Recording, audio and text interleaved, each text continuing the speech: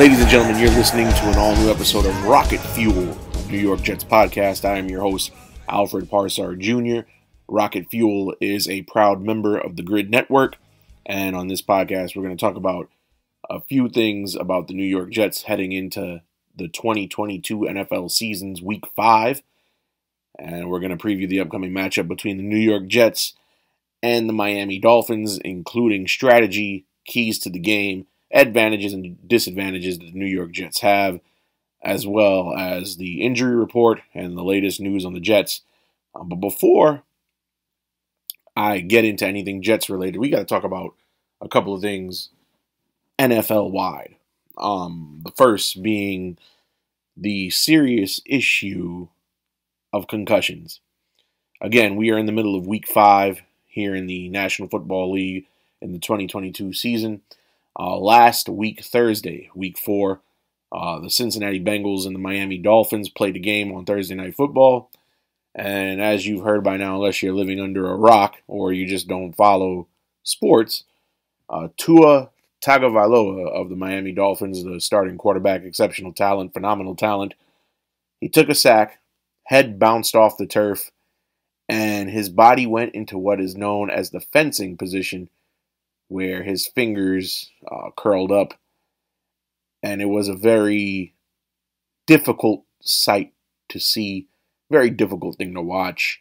And then this past Thursday, the Indianapolis Colts, they played on Thursday Night Football. They took on the Denver Broncos, and in the first drive of the game, the Colts had the ball. Matt Ryan makes a short pass to Nyheim Hines, the running back, and Hines is hit, tackled. Regular run-of-the-mill play. Slow to get up, and then as he's walking back to go to the huddle, to talk over the next play, I don't even know how to describe it. I guess his legs went wobbly. He lost his legs. It's like his body twirled as if he had been hit by a bullet out of a gunshot. And his teammates were holding him up, but his body just wanted to go down, and not even in a natural motion. Like, he just looked like a boiled spaghetti. Like, I know you've heard the term spaghetti leg before, but it was just a difficult sight to see. And I posted on the Rocket Fuel Instagram, as well as the GRYD Instagram, they posted it as well, that I was going to talk about this on this particular edition of Rocket Fuel. And I understand it has nothing to do with the New York Jets, but this subject matter transcends the Jets. It's more than just about the Jets. It's more than just about any team. It's about football as a whole, and this is becoming a very scary thing. 2 Thursdays in a row, and if it could happen to these guys, one is a franchise quarterback, the face of the Dolphins, the face of the franchise, and especially Tua's situation is very scary because, as we know, when you play on Thursday Night Football, if you had a game the Sunday on the week before, you're playing 4 days later, and he had a concussion issue against Buffalo Week 3. 4 days later, they put him back out there, and he didn't even enter the protocol because the Dolphins said it was a back injury. But this is getting scary. I can't remember a time in the National Football League where we saw injuries of this magnitude. Now, of course, 10 years ago, 20 years ago, 30 years ago, even, in the 60s, 70s, 80s, when concussion issues were not, the knowledge around them was not as advanced as it is now. You used to have guys, they would get hit, they'd get concussions, and they'd continue playing. They didn't even know what hit them, or they wouldn't even know or think that anything was wrong with them. Went on to the next play. Or some guys, they get concussed, they don't say anything, they stay in the game because that's the instinct of a player. And when the game's over, they're puking in a trash can in the locker room. But times have changed. We know better now, especially with things like CTE, that brain disease that's caused by traumatic brain injury forced by trauma. And it's just a scary thing. And I understand the neurosurgeon was fired by the NFL, the one that approved Tua to play. But I feel like the league has to do more for these guys, because what's it going to take? I mean, is it going to take a star or a superstar in the NFL to get hurt like this before the NFL takes action? What do we need, a Patrick Mahomes or a Tom Brady to go through this type of thing before, Roger Goodell or whoever says, we're gonna have to do something about this? And it's funny because as time has gone on, even in the college ranks, they've been doing things to make these types of plays no longer possible, or to minimize the chance of players getting hurt this bad. And of course, you can't lower your helmet, can't lower your shoulder, hit above the neck or below the knee. That's a penalty. In the NCAA college, they have targeting, where you get ejected if you're found targeting, quote unquote, a defenseless player. But this is a scary thing, and I think it's going to become an epidemic. I think we're going to see some more of these types of injuries, and it's crazy because, especially in the Dolphin situation with Tua, you would think that the organization, I understand sports is a business as well, but you would think the organization would put the player's health first and not the game. Because all it takes is one hit, one bad play. And we've seen it with other types of injuries. Look at Joe Theismann. Lawrence Taylor introduced himself to him on a fateful Monday night many decades ago, and that was the last pass Joe Theismann ever threw. We've seen other injuries take out a player. Jack Tatum and Darryl Stingley in a preseason game. Darryl Stingley never walked again, taking that hit. So, it's just frightening to think about. You think about former Washington quarterback Alex Smith and a traumatic injury that he had. He was able to come back from it, led Washington to the playoffs that year, but still, you never know. And it's a sad, scary thing to think about, but I feel like we haven't even seen the last of these injuries, God forbid there are anymore. But and it's funny because, again,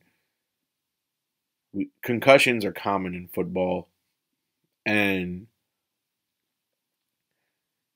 it's scary, especially when you see a guy, Tua, put his hands up and his fingers were in that type of a state. Or you see Nyheim Hines and he gets up, drops almost immediately, can't even walk under his own power without having to be helped. And these guys are exhibiting signs, like real-time symptoms of brain damage here. And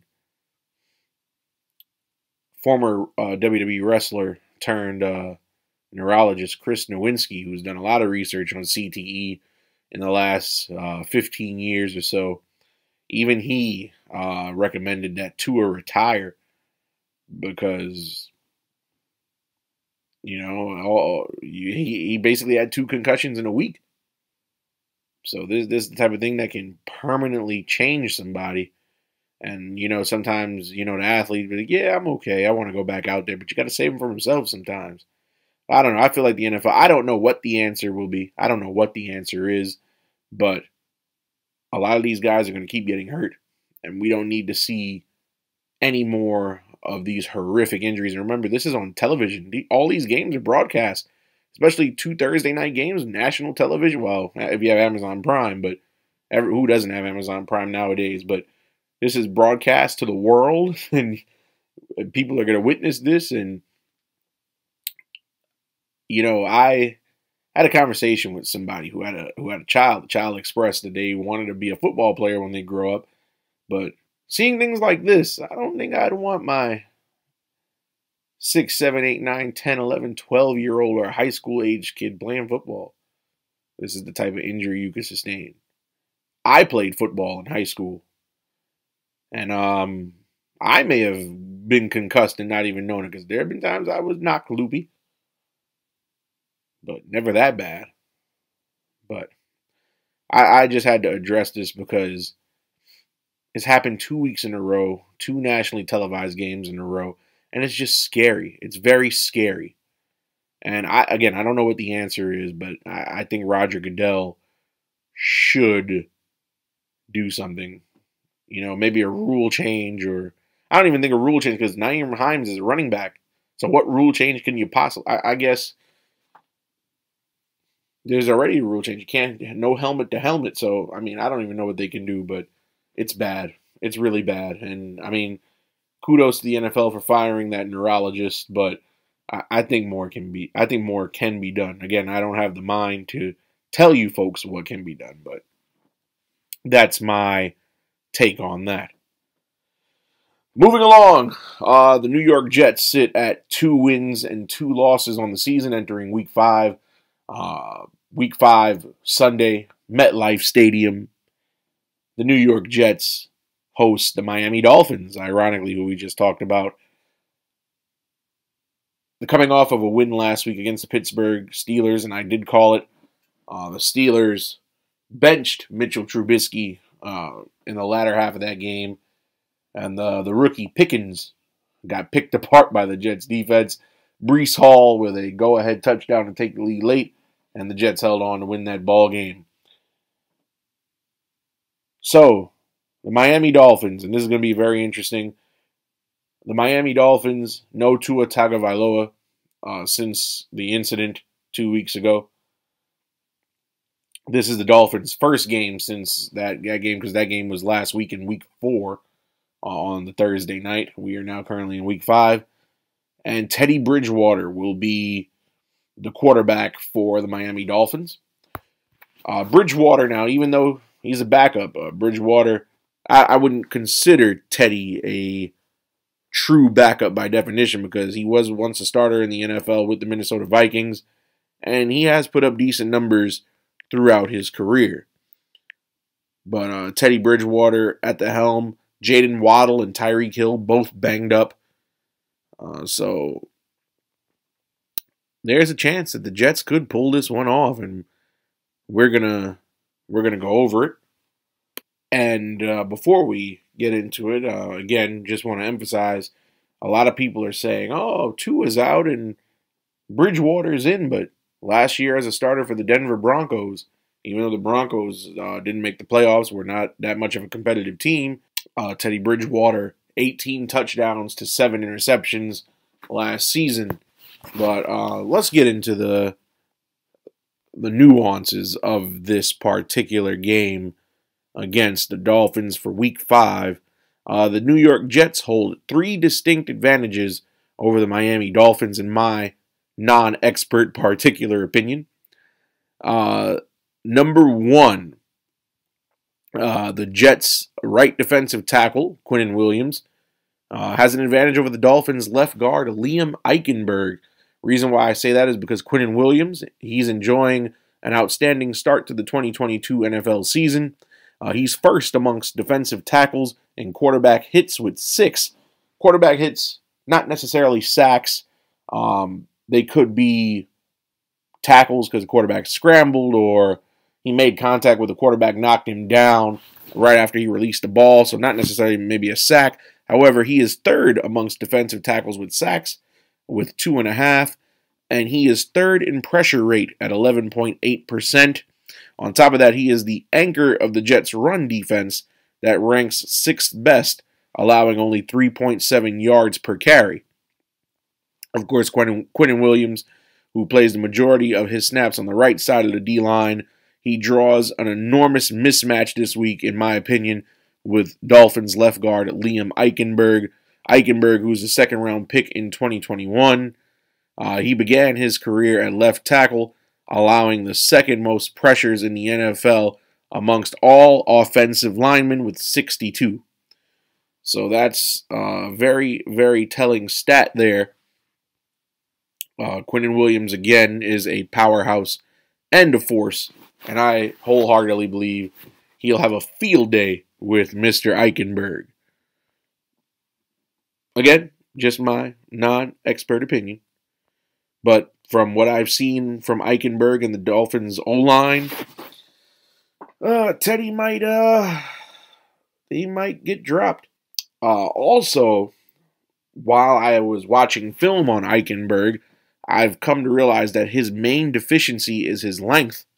He has arms at 32 and 3/8 inches, which puts him at the 14th percentile amongst offensive linemen, meaning it'll make it tougher for him to get his hands into Quinton Williams' chest before Quinton Williams gets contact on Eichenberg, which gives Williams a golden opportunity to execute any finesse move he may choose to use.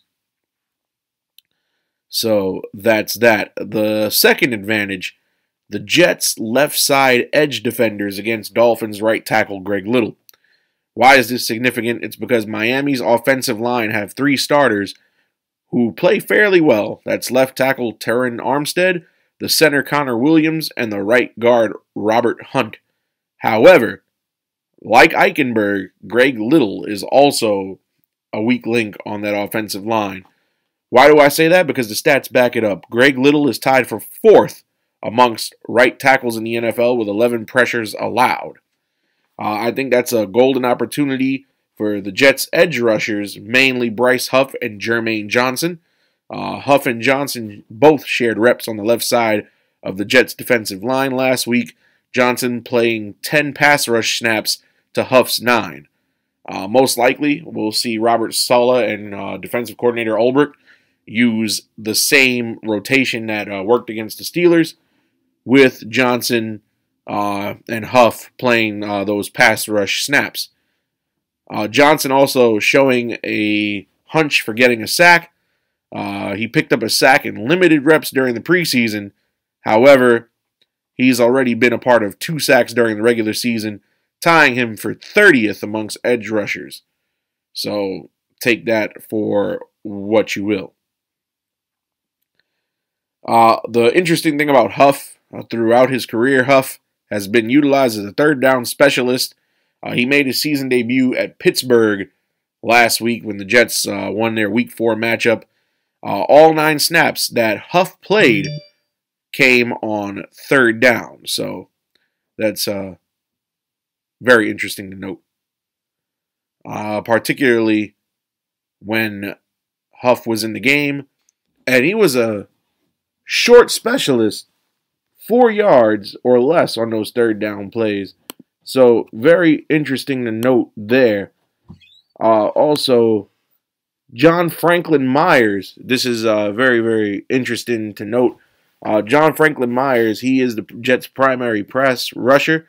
He led the Jets in snaps from the left side edge, and since he kicks inside in some passing situations, most of his edge reps come in situations where the run is a legitimate threat. So a little like Eichenberg, not leading the Dolphins to much success on the ground either. When rushing to the right edge, which is outside of the right tackle, the Miami Dolphins averaged 3 yards per carry, so not much success there. So John Franklin Myers, who was on the injury report last week, not designated for an injury assignment this week, he's got to take advantage. The Mike McDaniel-led Dolphins, they like to run the ball to the outside. If Franklin Myers can consistently set a firm edge against Little, he can redirect runs back to the inside, where Williams ideally will be waiting to make a play after defeating Eichenberg. So I have no faith in Little or Eichenberg. Those are the weak links in that Miami Dolphins offensive line. Last but not least, the Jets wide receivers. This is the third key to the game. The Jets wide receivers against the Dolphins corners. I find this to be very significant because the Dolphins have allowed the second most passing yards per game in the National Football League this season, on average 299 yards per game, and their corners are the main reason why. Miami's corners are allowing 11.6 yards per target this season, the worst mark of any cornerback unit in football. Xavian Howard is the big money star at cornerback for the Dolphins defense. We know that. He's a 3-time Pro Bowler. However, at this current time, he is dealing with a groin injury, and he will be a game-time decision for the Miami Dolphins. If he is not suiting up this week for the Dolphins, the Jets have a little bit of an advantage. However, despite that small advantage, the Jets' offense should not alter its game plan based on whether Howard plays or not. But, like I said, they should lick their chops just a little bit. Xavian Howard not playing this season anywhere near close to what he usually plays at level-wise, skill-wise. Teams have gained 269 yards on 21 targets in his direction. That's good for 12.8 yards per target. Howard has also allowed the 5th most yards at 269 and the 2nd most touchdowns at 4 of any corner in the league this season, giving up at least 1 touchdown in each game. To top it all off, Howard is 9th in missed tackles with 4 and 9th in defensive penalties with 3 amongst ranking eligible cornerbacks. The rest of Miami's corner unit not doing any better. Nick Needham, 9.9 yards per target. Kader Coe, 9.1 yards per target, and Keon Crossan, 18 yards per target, all giving up enormous chunks of yardage when the ball's coming their way. The league average, you may ask, for yards per target for cornerbacks is 7.9. So all 4 of the corners mentioned all are above the league average, which is bad. This is a real struggling cornerback unit, which is great news for a Jets wide receiver core that continues to shine on a weekly basis. The New York Jets wide receiver unit ranks 6th best in the NFL with 751 receiving yards coming into Week 5. So, those are the Jets' keys to the game. They got to take over that offensive line with Eichenberg and Little, and they also have to beat the corners, especially if Xavian Howard does not play. I can only imagine Corey Davis and Elijah Moore going to town on Sunday. However, the Jets do have some deficiencies that they need to look out for. Tyreek Hill and Jaden Waddle against the Jets safeties. Of course, Hill and Waddle both banged up coming into this one. There's not really any secret about it. They both were listed on the injury report. But, however, no tandem of teammates at the same position are more important to their team success than these two in Waddle and Hill. Both of them very explosive. Tyreek Hill, of course, his history with the Kansas City Chiefs speaks for itself. Miami, they rely on Hill and Waddle more heavily than any other team in the NFL relies on its top 2 targets, which I've realized upon doing my statistical research. Tyreek Hill leads the NFL with 477 receiving yards, while Waddle ranks 7th with 381. Behind them, Miami's next best receiver is Trent Sherfield, who only has 77 yards, so take that for what you will. Hill 477 yards on the season, Waddle 381, and the next best receiver 77 yards. That's a big discrepancy.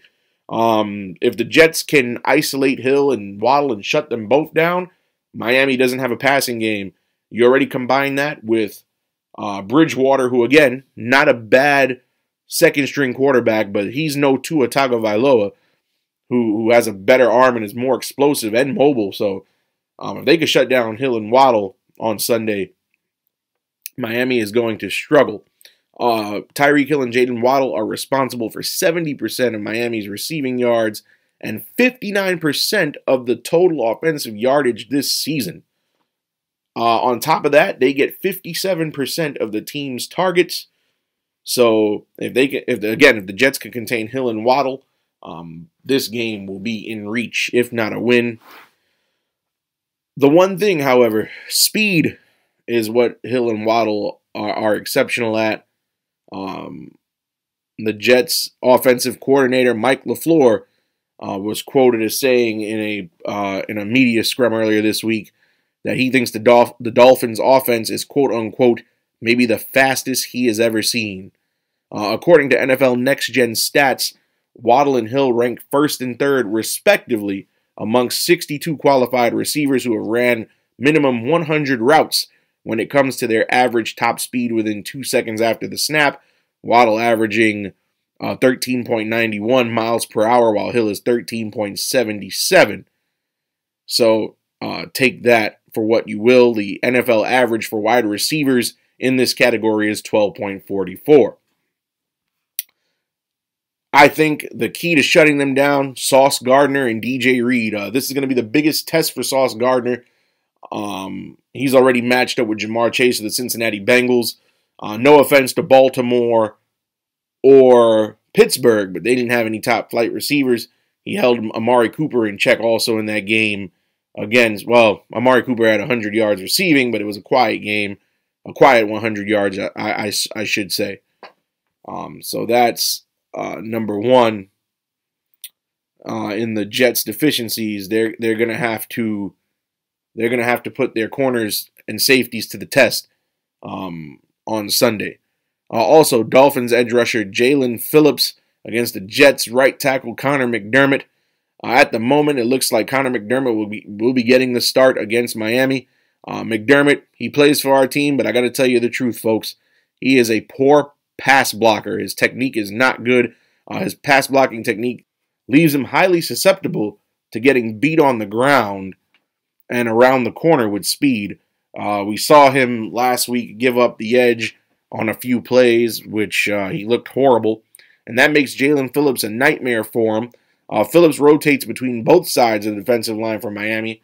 I've noticed that from studying some game film on the young man. However, he won't match up with McDermott full-time, but he'll get his fair share of opportunities to exploit McDermott's weaknesses. Phillips has the necessary speed to dart past McDermott. Phillips, the owner of a 4.58 40-yard dash time. Take that for what you will.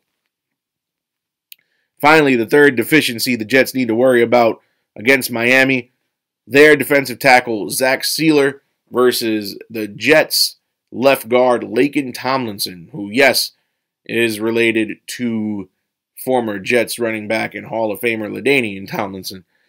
Sealer, one of the more underrated defensive tackles in the league, in my opinion. He was one of the position's most efficient playmakers on a per-snap basis in 2021.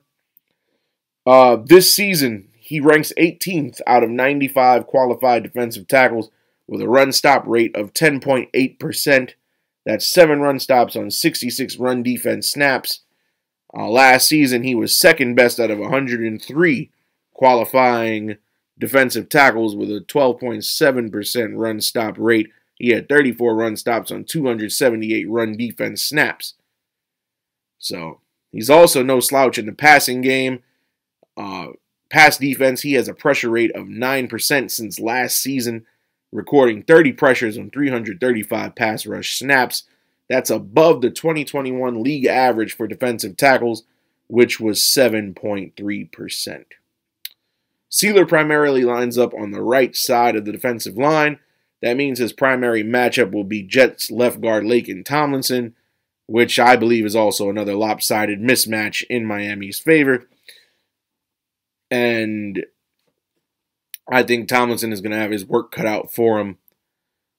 Tomlinson, he's caused the most trouble, believe it or not, of any of the players on that offensive line.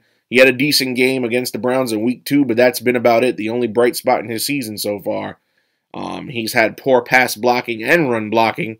So if the Dolphins can focus on getting the ball to the left side while they're on offense, they might have some form of success.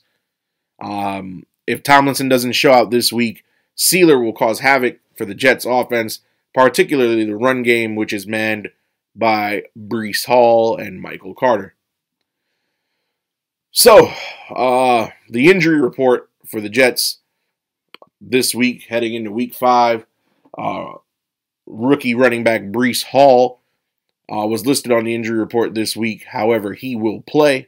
Hall, of course, with the go-ahead touchdown against Pittsburgh in Week 4. Of course, Breece Hall had the knee injury he was nursing. He was a limited participant in practice Wednesday, Thursday, got a full practice on Friday. He's good to go. Marcel Harris, the linebacker, neck injury. He is questionable. He was a limited participant in practice on Wednesday. He was a full participant Thursday, Friday. More than likely, we'll see him out there. Quincy Williams, the linebacker, he was on the injury report last week, on the injury report again this week. Quincy, of course, with an ankle injury, has not practiced all week. He is out. Offensive tackle Max Mitchell also did not practice all week. He's got a knee injury. He will be out as well. Zach Wilson listed on the injury report, limited participant Wednesday, full participant Thursday, Friday. He's good to go. So that is the New York Jets injury report heading into Week 5 for this NFL season with this matchup upcoming against the Dolphins. Also, in other roster-related news coming from the injury report, the Jets are activating offensive tackle Dwayne Brown from the injured list. Brown will be making his season debut this week against the Miami Dolphins. Of course, Dwayne Brown, a 5-time Pro Bowler, including last season, placed on injured reserve on September 10th and returned to practice earlier this week, originally injuring his shoulder in practice leading up to Week 1 against the Baltimore Ravens. Brown, of course, signed in the offseason on August 15th after being a member of the Seattle Seahawks for the last 4 seasons. So that's going to bolster the offensive line, give a little bit more protection to Zach Wilson. So, as far as the game predictions go, according to FanDuel Sportsbook and the folks in Vegas, the Miami Dolphins are a 3-point favorite, but I don't see it. If the Jets can shut down Hill and Waddle, and Teddy Bridgewater is not going to have anybody to throw to, unless he's going to throw to Mike Gesicki. But other than that, Dolphins' run game not very good either. So I think this is going to be a close game. I'm going to say the Jets probably going to edge this one out 17-14 as I'm looking to go 2-0 to predictions. One last thing I want to touch on. I didn't get a chance to touch on it at the top of the show. Again, it transcends football. I mean, it involves the Jets because, Braxton Berrios made the Pro Bowl last year, but the Pro Bowl is no more. Going to be replaced by a bunch of skills competitions and a flag football game. Do I agree or disagree? I absolutely agree. The Pro Bowl is a meaningless game. These guys should be out there having fun. The Pro Bowl every year in Hawaii. These guys should just have fun. It got to the point where if you were on a team that went to the Super Bowl, you get replaced from the Pro Bowl. Of course, the Pro Bowl takes place the week before the Super Bowl, historically.